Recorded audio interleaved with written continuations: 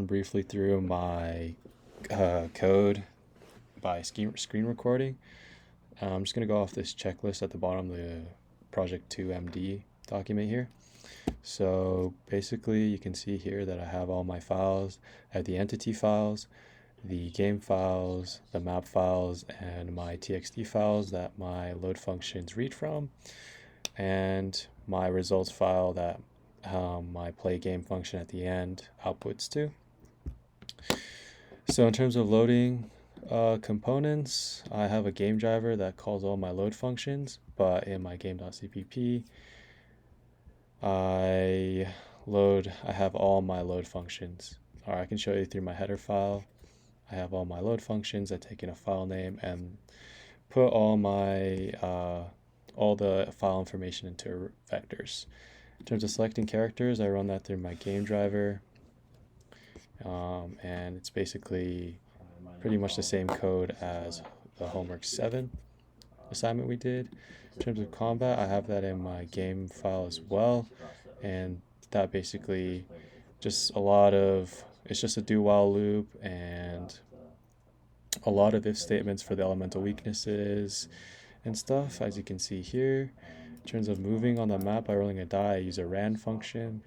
It's basically like this. This is a roll for hit to see if the hits land in combat. In terms of tile effects, I run that on my play game function, which is my biggest function by far. It controls the main flow of the game, and as you can see, it checks what the tile color is and then determines what sort of direction the game goes. And in terms of item store components, I have a shop function that just basically runs through all the necessary menus to have the user select to purchase an item, and then a puzzle and riddle is connected to the special red tiles, and that's the same thing as I mentioned before. It's in the play game function. And then the calamities is just a float variable that I made in my entity file, or sorry, it's actually just a function I made, or a variable I made in my play game function in my game file, and that is at the end when I land on a normal tile. That's I have an if statement that gives a probability of having a calamity occur. I don't know if I have time, but I'm gonna briefly run through my code just to show you what it looks like. I don't have enough time to really show you all the different features.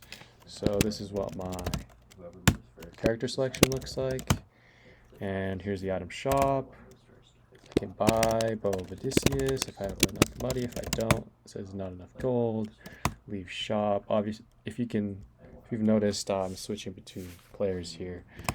And then moving, just press 1, and then here I land on a red tile, gives me a specific special effect, and then I have the swap drop weapon feature, and then printing or using potion here.